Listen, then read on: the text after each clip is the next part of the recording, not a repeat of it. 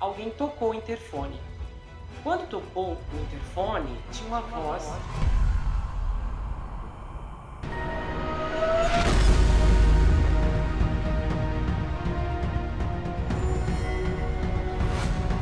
Ei pessoal, bem-vindos a esse canal, eu sou o Gustavo Negreiro, seu psicanalista favorito, e hoje estamos em mais um episódio da série Na Mira. Eu acho que você vai ficar meio assim com esse caso hoje. É um caso bem interessante e comovente também. E nesse momento eu gostaria de te passar um recado muito especial para você. Quão longe é longe demais? Quão acima da lei o enfermeiro pode estar? Depende. Quando pacientes começam a perder a vida e ninguém sabe o porquê, só há uma explicação. Há um serial killer nesse hospital. Dia 27, a medicina será desafiada pelas garras de um monstro em um enfermeiro da noite.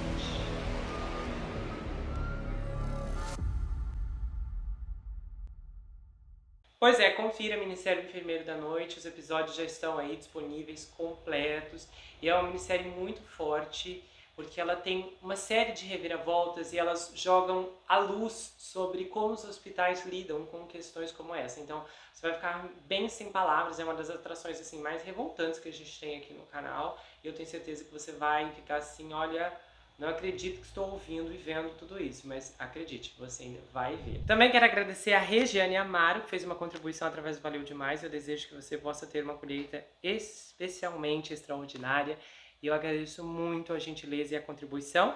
E também quero falar que se você quiser conferir outras atrações dessa temporada do Na Mira ou da temporada anterior, você encontra tudo na playlist super organizada. Se você ir na página principal, ó, tá aparecendo aqui, vai lá início, você acha as categorias, você pode ver tanto pelo celular como pelo computador, das séries, das atrações, das histórias independentes que nós temos aqui. Então são investigações, relatórios, atrações muito boas, histórias de golpes, minisséries como Annabelle, Elizabeth Holmes, Pássaro Negro, O Escape da Casa dos Horrores. Então não deixe de conferir, eu tenho certeza que você vai gostar muito. E nós vamos começar esse caso agora. Shannon Almog nasceu de uma jovem mãe em março de 1976, como resultado de uma violação.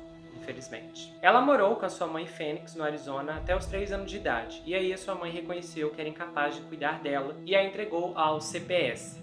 Pouco depois, a Shannon foi adotada por uma família em Scottsdale, onde ela permaneceu até os 12 anos de idade. No entanto, essa família a enviou de volta ao CPS, alegando que seus problemas comportamentais eram demais para que pudessem suportar. Isso deixou a Shannon em uma posição em que ela estava pulando de casa em casa e ocasionalmente sendo colocada como uma família adotiva, e nunca encontrando um lugar para chamar de seu. Sentindo-se sozinha e abandonada, Shannon fugia dessas casas de grupo inúmeras vezes, chegando a totalizar 40 fugas. A polícia teve que lidar com a Shannon durante todas as semanas de 1989 a 1991.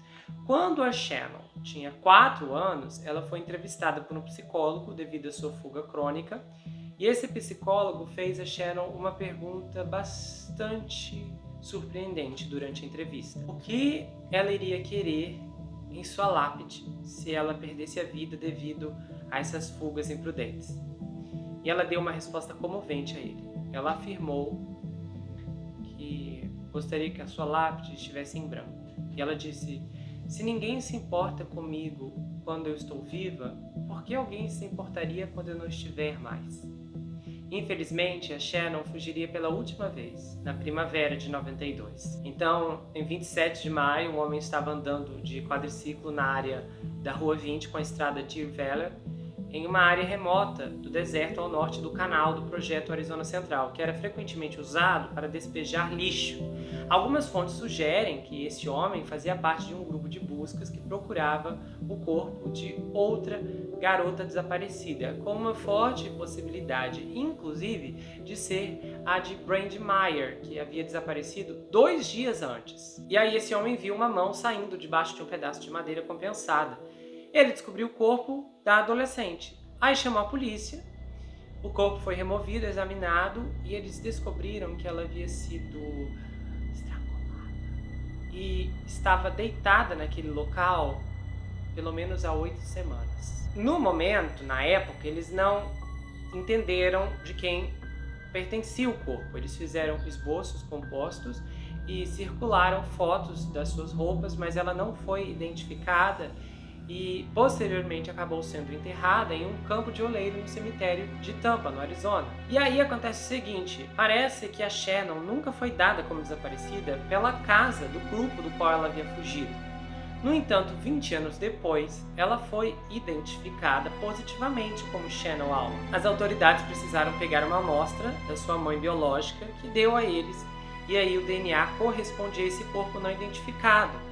Os investigadores afirmaram que tiveram muita sorte, que a mãe biológica dela ainda residia em Phoenix, e por esse ponto foram capazes de fazer essa conexão positiva. Havia apenas uma pessoa a ser considerada um possível suspeito no que aconteceu com a Shannon, um cara conhecido como o Canal Killer, que era o Brian Miller. Ele era um personagem excêntrico, dono de um caminhão de aparência única com Zombie Hunter pintado nele em letras grandes e muitas vezes era visto em Phoenix. E ele frequentemente usava fantasias elaboradas e tirava fotos com pessoas da cidade, inclusive com a polícia local, e tudo isso antes dele ser acusado de homicídio. O Brian foi preso em janeiro de 2015 quando ofereceu carona a uma mulher para casa, e aí ele começou a golpeá-la com um objeto cortante repetidamente em seu carro. Essa mulher conseguiu fugir e pediu ajuda. E aí o Brian foi preso e o seu DNA entrou no Banco de Dados Nacional. O seu DNA esbarrou em outros 2 homicídios não resolvidos no Vale de Phoenix, lá no início dos anos 90, que era do caso de Angela Brose e Melanie Bernas. Ambas as mulheres haviam desaparecido enquanto andavam de bicicleta ao longo do canal e os corpos das duas foram encontrados flutuando nesse canal. A cabeça, inclusive, da Angela foi encontrada 11 dias depois do seu corpo. E aí eles até, inclusive, descobriram que ele tirou a cabeça dela depois de tirar a vida dela. Esse Brian também é suspeito de ter tirado a vida da Brandy Meyer. Porque o que acontece? A Brandy Meyer era uma menina de 13 anos que vivia em Phoenix, também no Arizona. E ela dividia uma casa com seus pais, com a irmã, e morava perto de uma escola local. E a mãe da Brandy descreveu a filha como uma garota confiante e ingênua. E acontece que em algum momento da vida a Brandy teve um dano cerebral. E a extensão desse dano, ou como aconteceu, não foi explicado. Mas aí, infelizmente, os eventos se seguiram que em 26 de maio de 92, a Brandy e a irmã Kristen decidiram sair de casa com a intenção de coletar assinaturas dos vizinhos para uma maratona de livros patrocinada por sua escola. Quando chegou a hora de sair para coletar as assinaturas, a Kristen decidiu que não estava disposta. E a Brandy disse que iria coletar de qualquer maneira. E a Kristen concordou que ela fosse sozinha. Aí, na hora que a Brandy saiu do apartamento e caminhava ali pela calçada, ela virou a esquina. E nesse momento, a Kristen teve um mau pressentimento. Mas na época ela não entendeu porque se sentiu assim. Ela só sabia que talvez sua irmã mais velha era jovem demais para sair sozinha. E de repente a Brandy se encontrou com um amigo em algum momento da jornada.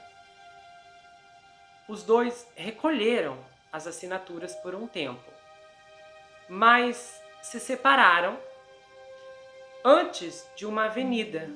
E aí a Brandy nunca mais foi vista. Uma vez que a Brandy não voltou para casa, a vizinhança se reuniu e um grupo de busca foi formado. A polícia imediatamente auxiliou na busca pela menina, batendo nas portas dos vizinhos para obter informações. Só que nenhum vestígio dela foi encontrado. E o que acontece? A ex-esposa do Brian disse às autoridades que ele havia confessado a ela que havia tirado a vida de uma jovem que bateu em sua porta em 1992. E aí, segundo a confissão dessa ex-esposa, a Brandy bateu na porta, ele abriu. Assim que ele abriu, ele agarrou ela sem pensar 2 vezes e a puxou para dentro.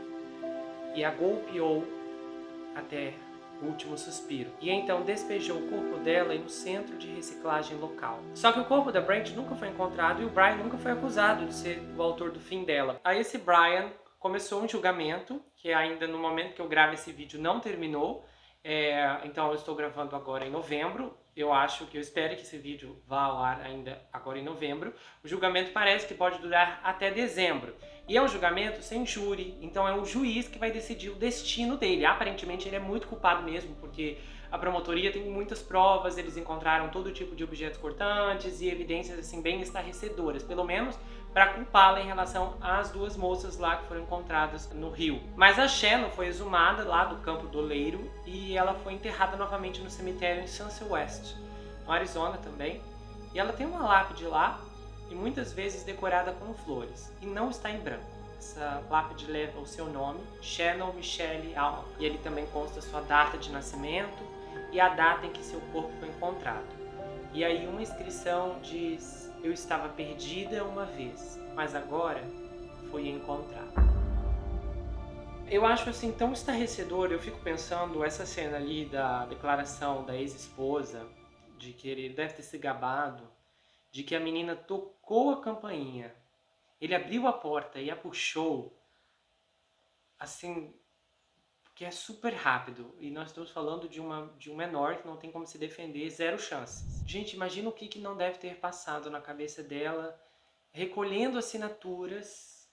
É tão desesperador isso, porque ninguém imagina que uma coisa dessa vai acontecer. Eu me recordo uma vez, eu estava lembrando algumas semanas atrás, eu estava tomando banho quando me veio à mente, uma vez, há muito tempo, eu morava em um apartamento com a minha família e tínhamos um conhecido muito próximo da família que ele morava no apartamento de baixo e nós morávamos no de cima. Então, durante a tarde, o apartamento ficava vazio e às vezes eu ia para lá.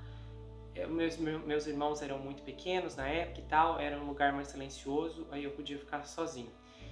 E uma vez eu estava me recordando que alguém tocou o interfone.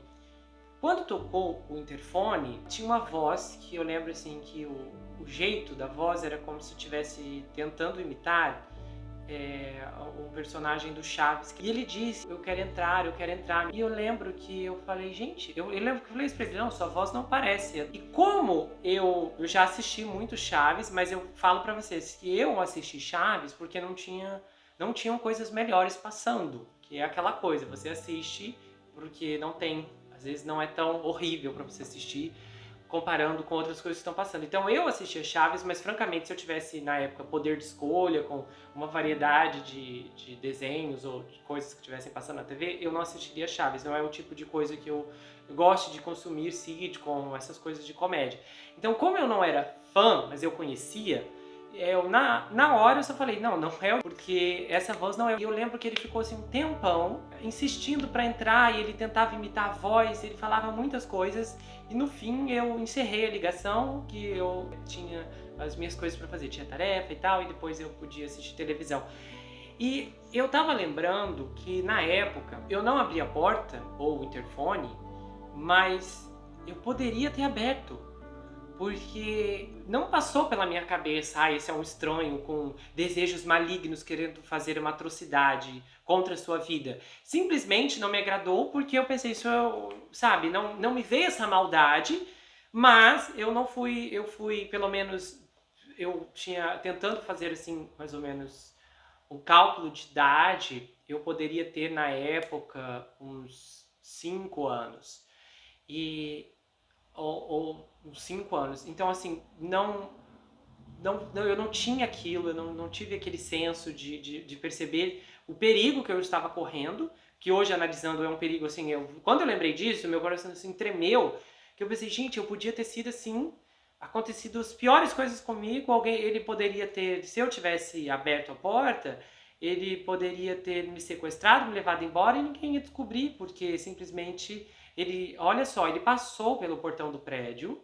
Eu acho, inclusive, que era um portão, pelo que eu me recordo, era um portão que ele especificamente não ficava trancado o tempo todo. Então ele passou pelo portão e tocou, como era o apartamento ali da frente, era o primeiro, assim, ele tentou alguma coisa e Deus sabe o que ele estava procurando ali. Mas eu não abri porque eu não gostava do Chaves, mas eu penso, será que se fosse alguma outra coisa que eu tivesse gostado, eu teria aberto? Ou talvez mesmo que eu gostasse, eu ia falar, não, essa voz não é a voz, então eu não vou abrir. Então, às vezes, essa falta de senso de perigo, ela pode ser, assim, alarmante. No meu caso foi alarmante, eu acho que foi, assim, chocante quando eu olho hoje, que eu não abri a porta porque eu sabia que ele estava mentindo, que ele não era a pessoa do seriado Chaves, mas eu não tinha a menor noção do perigo. Então, de pensar que essa garota simplesmente bateu numa porta, no caso, né, a Brand, bateu numa porta e foi vítima numa velocidade assim super incontável, é muito realmente assim desolador. E é triste, assim, é triste porque ela só estava ali pedindo assinaturas e chega num ponto assim que o mais triste é que as escolas fazem muito esse tipo de atividade e você pensa, poxa, são atividades muito boas, mas hoje em dia, se eu tivesse um filho nesse momento, eu não ia poder permitir que fizesse algo assim, saísse vendendo na rua caixas de bombons para alguma atividade da escola, algum trabalho comunitário, porque você não sabe quem são as pessoas, quem está morando na outra rua, ou talvez a 3 quarteirões de você, ou então quem vai estar passando ali. É tão assim, triste quando você vê esse tipo de realidade onde o mundo está cada vez mais perigoso e no caso você precisa aplicar cada vez mais privações para a sua própria segurança. É triste. E eu acho que assim, a Shannon passou a vida toda, pelo menos o pouco de vida que ela teve, fugindo, e eu acho que ela estava procurando alguma coisa, talvez mesmo essas fugas, de alguma forma ela tinha o desejo de se reencontrar com a mãe. Que eu me pergunto o que pensou quando soube que a sua filha havia perdido a vida desta forma. Se a Shannon esbarrou no caminho desse monstro, do Brian,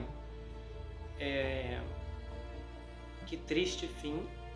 E né, ele é suspeito de 4 pessoas, pode ser condenado agora por 2 e de repente ele é culpado até de ter eliminado outras pessoas. Quem pode saber?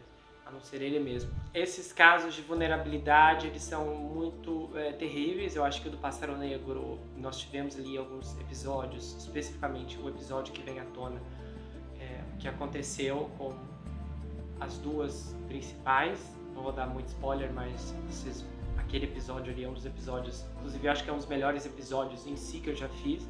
É um episódio muito tenso e tudo aconteceu assim rapidamente, por alguém que tinha mais força, que era maior e acabou atacando vítimas altamente vulneráveis. Talvez você não é alguém que esteja rodeado de amigos ou tem 1001 parentes na sua casa, mas talvez quase todo mundo aqui que está me assistindo tem alguém que se importa com você. Mas infelizmente, como a Shannon, algumas pessoas não têm ninguém. Se você gostou desse vídeo, se inscreve no canal, ativa o sininho, compartilha, passa essa história pra frente. E não sei se você já passou por alguma experiência como essa que eu contei aqui, mas cada um tem uma história e às vezes, muitos anos depois, nos damos conta do perigo que passamos em algum momento. Se você quiser saber mais sobre mim, adquira meu livro Perfeito Estranho, já está disponível lá no meu site, você pode falar comigo pelo Instagram. O livro é enviado para qualquer lugar do Brasil, quase qualquer lugar do mundo também. Ele vai com um autógrafo se você quiser, marcadores, um pôster exclusivo. Ele conta a história de um rapaz chamado Jack Wilbur que se vê preso em uma terrível maldição hereditária enquanto ele precisa enfrentar o serial killer. E esse livro é escrito em formato roteiro, então ele é muito dinâmico e é muito bacana também. Eu tenho um canal de cortes, onde as análises são recortadas e postadas por lá. Eu tenho um grupo no Telegram, você encontra os links aqui, você encontra esses links na descrição e nos comentários. E você pode me seguir no Instagram, ok? Lembre de conhecer as outras atrações. Se você é novo aqui, seja muito bem-vindo. E a gente se vê no próximo caso. Não esqueça que aqui você sempre vai ter um amigo. Até mais, pessoal! Não é só 1, 2, 3, 4, 5 acusações contra Ezra Miller. Difícil não perder a conta com a quantidade de denúncias que serão expostas aqui hoje. Essa celebridade está em apuros e você vai entender tudo, todos os lados. Das alegações de seita, aliciamento, agressão e sequestro. A linha do tempo quando tudo começou até